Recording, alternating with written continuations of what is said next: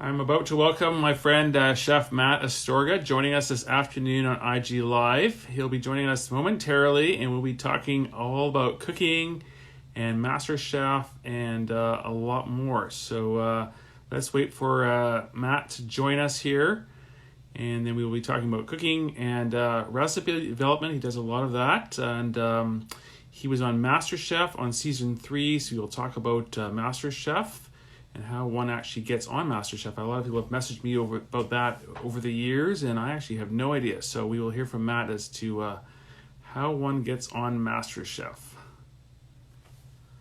So about to welcome Matt to join us here, and we'll be talking cooking and a lot more. So Matt, when you're on here, just request to join. And we've got Matt coming on right now.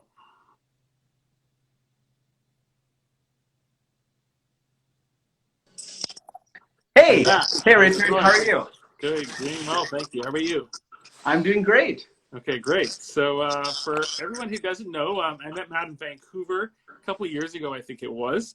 And Yep. right, and then we went for dinner one day, and we actually you ended up doing a dinner with the Rise Eatery on Granville, and unfortunately, I was away in New York and had to miss the dinner, so I was not too happy about that. That's right. It was a very well received dinner too. And the special part about that dinner was that it was for charity. So that was just a really cool twist on everything. So it wasn't just a pop-up dinner. It was Right. a charity dinner. And then you end up moving to Calgary. So I did. now, right. So I know you've got a new place there as well, and your kitchen looks amazing as I'm watching you cook up dishes all the time. Thank So you. for everyone that's following us, so Matt is doing a lot of recipe development and cooking, and he's doing a lot of stuff on his own IG Live right now.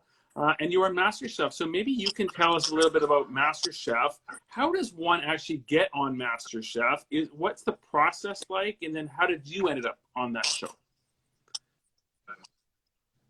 All right. Yeah. So how I ended up on the show is kind of like a really long story.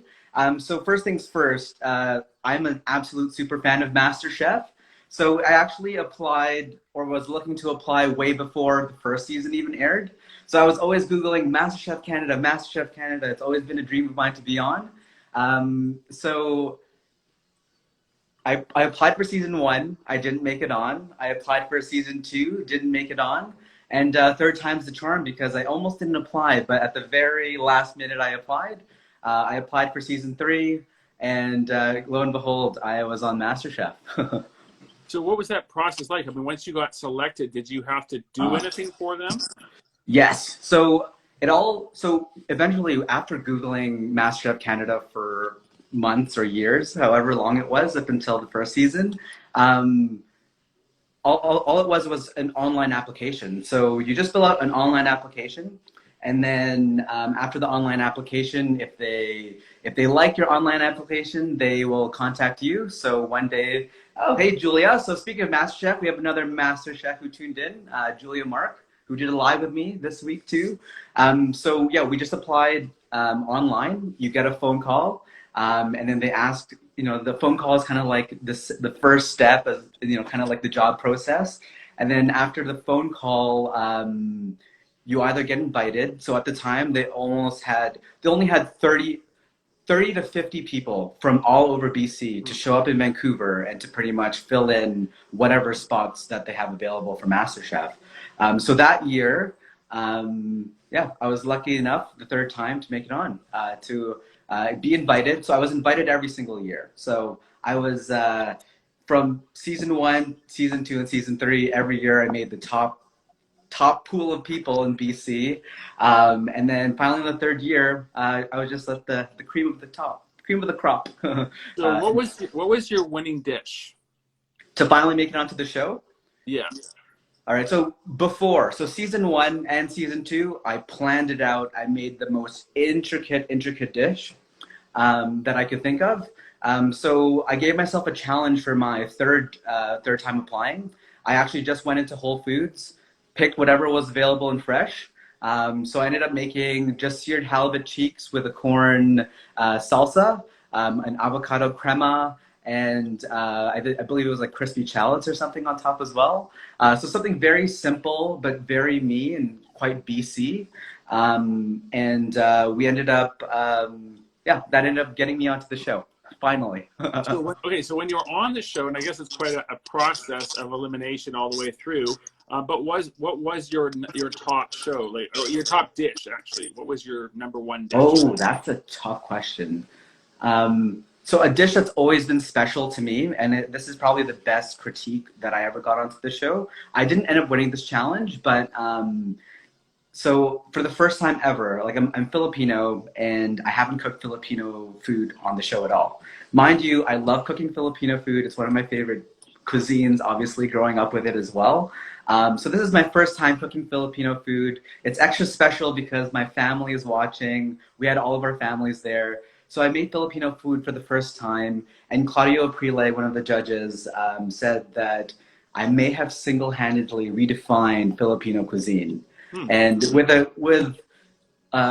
comment like that, that kind of just gave me validation that I was like on the right track. And yeah, I carried that confidence with me even after the show from that one comment. So thank you, Claudio. That's great to hear. So I understand that you really love avocados these days. So you're eating a lot of avocados. So how'd that come about? Because I was actually watching your IG Live a few days ago, and you mentioned avocados. Yeah, so I guess it started out with Vancouver. I definitely started a lot eating more healthy when I lived in Vancouver, and also now, especially like with what I eat. So I was in a car accident 3 years ago. So literally, I'm not dieting whatsoever. Like if I want a donut, I will eat a donut. If I want to eat an entire tub of ice cream, I certainly do that. But you know, like something for me in my last 3 years of recovery and also cooking in the last 3 years is trying to implement just more good ingredients into my cooking. So avocado toast became one of my things that I got really accustomed to in Vancouver. And then now I can literally probably just scoop out avocado flesh with a little bit of salt and olive oil, and I'll be good with that. So when did you know you wanted to become a chef? Oh, I didn't want to become a chef. Oh, okay. Funny story with that was everyone growing up has always told me, you should become a chef. You're an amazing cook. You should be a chef. But I always didn't want it to be a career. For the longest time, I wanted to keep it as my passion. You know, certainly I love to cook. I cook a lot of intricate meals, and obviously I loved being on a cooking show as well. But actually, you know, cooking, being a chef, like that was just not interested. I wasn't interested in it. So after the show and being on the show, I was just like, there's more than a chef can be so many things, especially in this modern world. And I'm learning that really quite a bit during COVID as well. So a chef can be so much things. And the definition of a chef is kind of a little bit different for a lot of people. So with my background and essentially, you know, where the opportunity took me with MasterChef, yeah, that's when I committed to wanting to be a chef, because I never thought that a chef could do all the things that I was able to do with the career so far. So did you find that with COVID, and that's affected everybody, and you do a lot more, you do a lot of new different things once something like this happens. So you're cooking on your own IG Live now, cooking during COVID.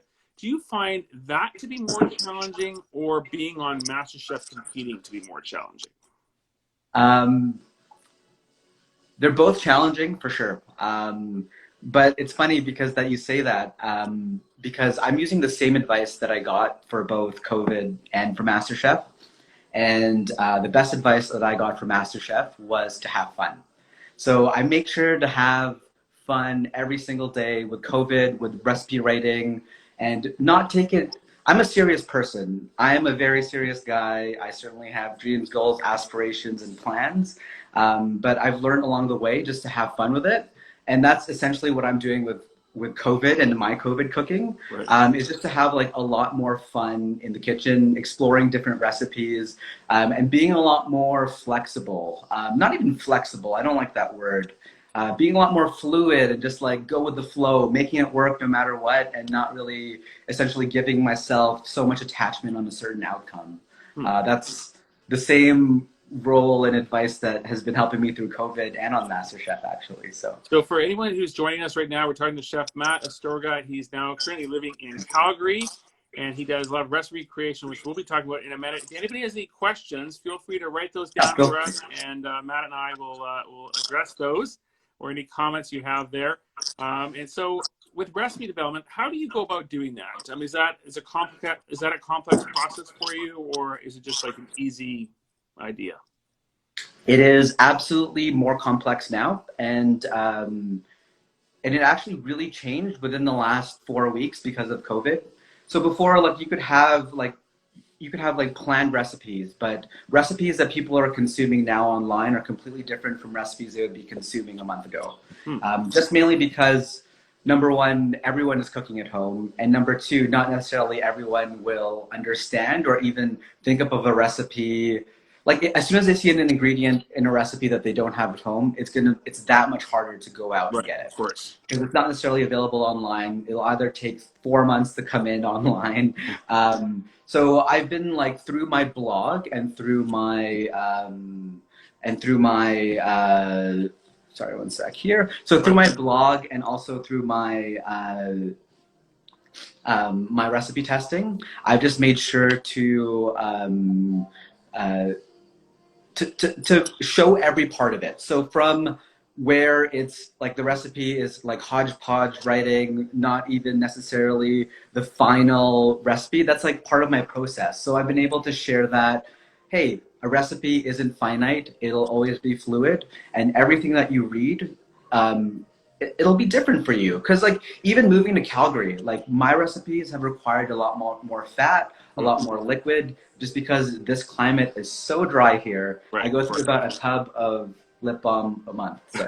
Well, we've got a question here now about what is your favorite restaurant in Vancouver and favorite dish from that restaurant? Oh my gosh. Okay, so I miss the sushi so much, and maybe it's because I am craving sushi, but just sushi, Oshi sushi from Miku, by the water there. I can eat a whole platter of that. Just give me some of that for a long time and I'll be happy. And a cocktail. We've got another question here from Good Life Van. Cassandra, great to see you here. Can you tell us what are the hardest to find ingredients for you right now during COVID? I mean, if people can't get out to stores and stuff, what is the hardest ingredients to find? The hardest ingredient for me to find is definitely yeast for me. I have still yet to find yeast. I definitely want to jump on that the sourdough bandwagon, but I still don't have yeast. So that's been the hardest thing for me to find. Yeah. So I saw you made this a pineapple upside down cake a couple weeks ago. That was amazing. Thank you. It's on Matt's blog. You can actually check out that recipe. It's really good. But for pineapple and those kinds of things in Calgary, was that hard to find for you? Yes. So that's why, again, like with the recipe testing, for example, this week, so Glam Gourmet, I believe she's still here. Her and I made the exact same recipe. It's on my blog right now. So we made the exact same recipe, but we made it with two different ways of making it. So mangoes, hard to find in Calgary. Just found them the day before my live. Lucky me. But I've already committed to making my recipe the same one with frozen mango. And then Julia didn't have any fresh mango either. She ended up using mango puree. So we used mango in different forms, in different sets of processes, and we still use it in the same recipe, and we had very similar results. So just showing the fluidity of that. So finding pineapple, certainly super hard. And when you find produce these days as well, it's like choosing an avocado is quite a different. It's almost like Russian roulette. Will you get a firm avocado or will you get a nice soft ripe avocado? I don't know. So if you were cooking with your friend and she was in Vancouver, for Julia cooking in Vancouver, was the recipe, the baking of it, any different than what you were doing in Calgary? Because the atmosphere and pressure is quite different between our two cities. So did that affect the recipe at all? It sure did. And the way that we tested the recipe as well, which I loved. So Julie and I also baked the recipe in 2 different ways. She made 6 mini tarts, and I ended up making just one big tart. It's just showing like the versatility. So hey, this recipe is calling for 6 mini tart shells. I don't have that, but I do have this big tart shell for everybody. So let me just use that. So it's just kind of showing people at home, especially like, my role, I believe, like as a content creator now during COVID has been more of like, number one, how can I add value to, and also like increase like food literacy like in this time, because that's what everyone wants. They want to consume content to develop a skill that's going to sustain them for the rest of their lives. And I love that everyone's getting, really back like into cooking. So that has affected the way that I create now, is looking for that chef who just maybe started cooking, and then showing them like, hey, you're looking at recipes right now, but this is how fluid and how really accessible the food world can be. So that's kind of like my role, how I'm taking content creation right now. And then also, like, I'm a happy guy most of the time. And like I said, like having fun is definitely a part of my mandate every single day. But, there's definitely certain times where I struggle with, just feeling down, and especially like recovering from a car accident too, like feeling down physically, mentally. So that's also like giving myself a level of tolerance with, hey, this recipe didn't turn out the way that I want, but it's okay because, just showing the process of being willing to be imperfect online has been very positive for a lot of people too, and it's showing people how really accessible the food world is, and that's what I love about my job right now. You mentioned your Filipino heritage and love for Filipino cooking. Have you been doing any of that sort of right now? I mean, I'm seeing you doing recipes online on IG, but have you considered adding a bit more Filipino into those recipes? Absolutely. So Richard, you're going to hear it first, but I am working on a really big Filipino food project, and that's going to be involving 30 plus recipes. So that's going to be coming out within this year, depending on how everything lays out. But lots more Filipino food is on its way. Absolutely. That's great. But it's more of it's different because traditional Filipino cooking is so regional based. There's 4,000 plus islands in the Philippines. So every island has its own way of cooking the same dish or a variation of it, or even a different name. So I'm taking that same sort of like national aspect of what Filipino is in the Philippines and implementing that with my experience about being Filipino and growing up in Canada and the multicultural influences, in the Canadian influences that I got in my Filipino cooking. So yeah, I'm really excited for that project, actually. What would you say for, I mean, there's been a lot of families at home over the past couple months, and the kids have been helping the parents cook dinners and baking. I mean, there's been a lot of baking going on. What would you say to the parents, to the kids that, or maybe the parents that want to get their kids kind of involved in cooking down the road to like excel from, obviously being a kid and going into more culinary of what you've been doing? How would you tell people, like, what should they do? I think that you have to believe in your kids' abilities. I think one thing for me, like I was always in a kitchen. I think like I was always surrounded by food and people cooking. And just like seeing what your mom is doing or seeing what your dad is doing, like cracking an egg is like a 3-year-old can crack an egg. Like I really believe that a 3-year-old can do that, and being able to do that, and they know how messy it can get or like how delicate it is, like that just increases confidence, and that increases that food literacy that we're all like, that we all don't really have now, and that we're all realizing that we don't have because of COVID. That's why like so much people are learning how to bake, learning how to cook now. But if we were always doing that or learning how to cook like from a very early age, like building up that confidence, we would know how to cook that egg. We would know how to cut that egg. We already have that confidence in the kitchen. So being able to trust your kids to do a good job and giving them the space to fail as well, because you might not be a good cook either, and you're trying to get your kids to learn how to cook. So not bringing those anxieties in, just literally using the kitchen as a source of exploration is a lot of fun, and also the best way to learn, for sure. Got a question here for you. What's the favorite thing your mom cooks? Oh, that's tough. My mom is an amazing cook. I love all of her dishes. Um, okay. My mom makes an amazing chicken adobo, and I used to hate this dish as a kid, Mm. but she has tweaked it and perfected it. And actually, a dish inspired by her is coming up on my blog soon. So, chicken Okay. adobo is coming up. Yep. There we go. So I know you've got quite the amazing apron collection to go along with your hat collection. I do. I'm So wearing one of tell them us, right I now. saw you posted a photo the other day of your apron wall, and you've got it totally set.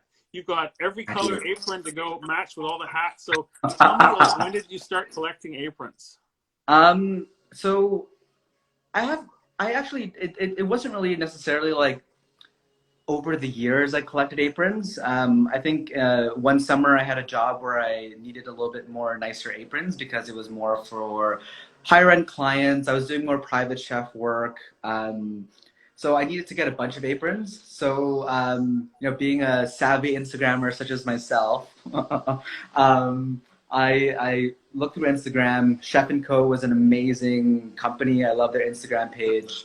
Had a consultation, loved their product, bought their product for the job, and then it was just an amazing experience. I love the quality of the aprons. I love that I can wear like a denim apron.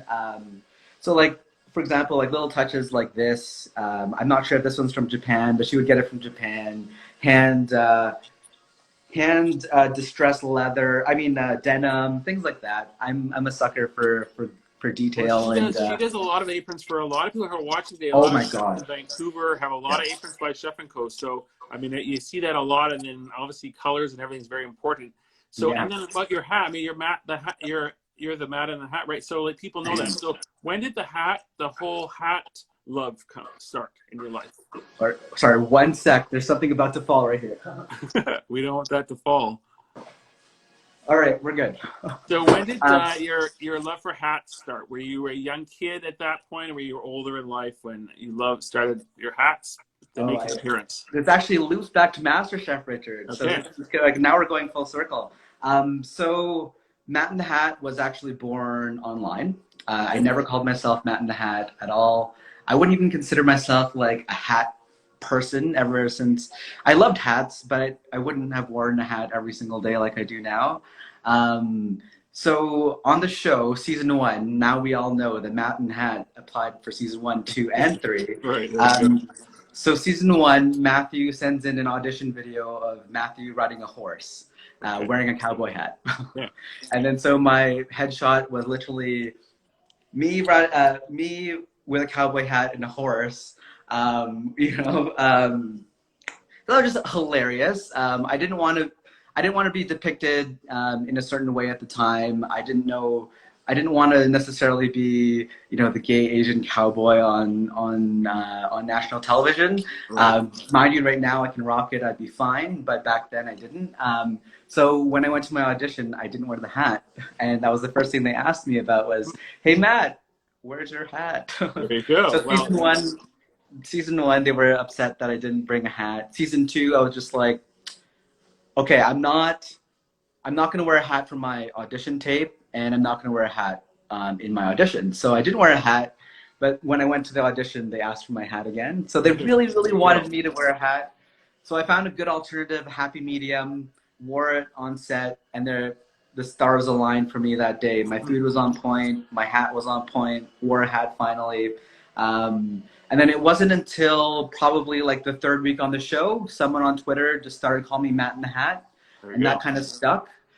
Even after the show, so like a couple years ago after the show, they didn't remember. I was like not even Matt on the show. I was officially Matthew on the show. So legally, I was named Matthew on the show.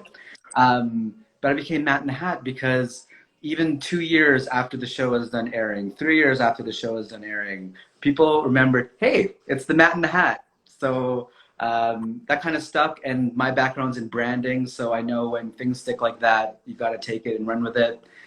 So I went on. That's the inception of the Matt in the Hat. What kind of opportunities presented itself to you after you did that TV show? That's okay. So I was lucky enough. So I actually, this is an amazing story. So like after the show, um, like my food dream on MasterChef was to have a food empire, cookbooks, restaurants, lines of Nice. products, the whole thing. I was actually approached by a restaurant group in Vancouver, and I was a corporate chef for a long time. So I got eliminated the episode before the finale of MasterChef. And by the time the finale hit, so a week or two after the finale, I had my food, so three different dishes in around 15 restaurants at the time. So Wow. people were already eating my food. I had a restaurant concept in development, and I had a corporate chef job, and that was all before the finale happened. I made that announcement. So I was the first person in that whole in the franchise to ever do that. Like, so that was really cool to make history in the MasterChef world and the whole Wow. MasterChef campaign. So that was like, I knew that I was onto something. So I took that and ran with it. But unfortunately, 3 months into that, car accident stumps my plans. 4 months into it, stumps my plans, completely changes my life, and now I'm here doing a completely different career path. No, but you're still back in cooking, right? You're still I doing the am. chefing. You've recovered from the car accident. You're doing a lot of things from what I see online, right? So that's great to I see. am. But do you think you'd still pursue having your own restaurant and like pursuing the things that you wanted to do back then? Would you still pursue that now, or would you change that course and go a different way within the food world? Um, I think that's completely changed, and that changed. I had a lot to do with COVID now. So I'm really realizing like like having to pay rent on a restaurant, like, oh my God. Like Right. if I had to Of do that course. right now, like definitely it's crossed my mind. But I think at this point, there's just so much uncertainty that that dream has officially shut off in my brain. But I'm not necessarily objected to it.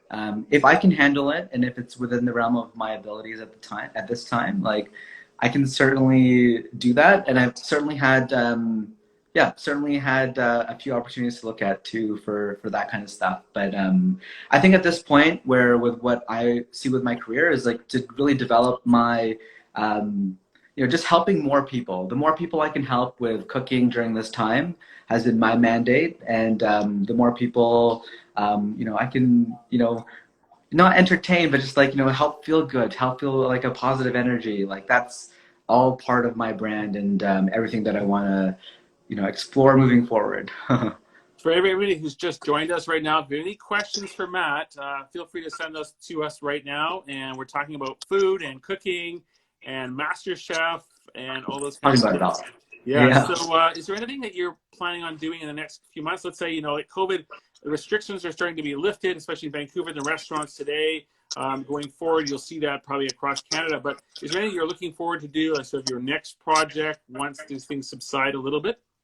Absolutely. I'm always looking ahead. Coming up, I have a lot more content. Absolutely. So other than the content, I actually am expanding more. So like, a big part of my brand is like I love helping people and I want to help more people. So all of my projects moving forward is to always help someone else other than myself. So I am coming out with a hat, um, Okay. and that's all. It's gonna be in support of the our industry, so the culinary industry, and food systems. So I'm working on a hat that I'm going to develop for charity. I have the logo. I'm waiting for the prototype now. But also, uh, sorry, I forgot your question here. I lost my train of thought. Don't Um, worry about it. But what your next projects are going to become, because after oh yes, COVID is subsiding and things are people have had time to create things. yeah. So more recipe creation. I actually have a big live stream going on in the next month or so, and that one's going to be for charity as well.